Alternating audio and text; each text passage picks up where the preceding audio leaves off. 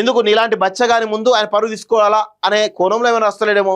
చచ్చినా బతికినా తెలంగాణ కోసమే అంటూ రేవంత్ రెడ్డి నిన్న అసెంబ్లీలో చెప్పడం జరిగింది. చచ్చినా బతికినా తెలంగాణలోనే, కానీ చచ్చినా బతికినా తెలంగాణలోనే, కానీ పనిచేసేది మాత్రం ఆంధ్ర కోసం అనేది చాలా స్పష్టంగా అర్థమవుతుంది.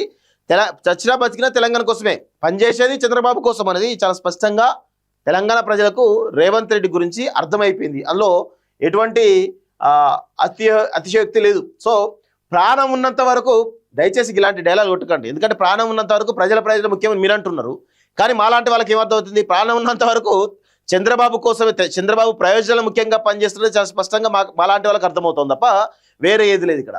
సో రాష్ట్ర హక్కులకు భంగం కలగనియను. ఎందుకు రాష్ట్ర హక్కులు మొత్తం కూడా తీసుకుపోయి చంద్రబాబు దగ్గర తాకట్టు పెడతావు కదా, అంతే కదా, చేసేది ఇంకేమనుందా, ఏది కనబడతలేదు. సో అందరం కలిసి చంద్రబాబుకు మేలు చేద్దామని చెప్తున్నట్టుగా కనబడతా ఉంది.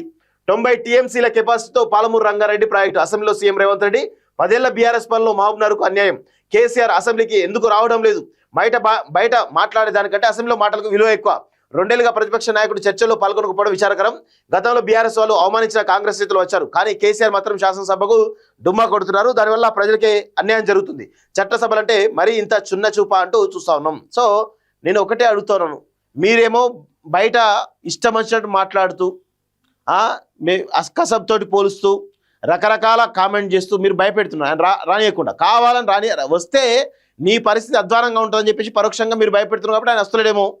ఎందుకు నీలాంటి బచ్చగాని ముందు ఆయన పరువు తీసుకోవాలా అనే కోణంలో ఏమైనా వస్తలేడేమో.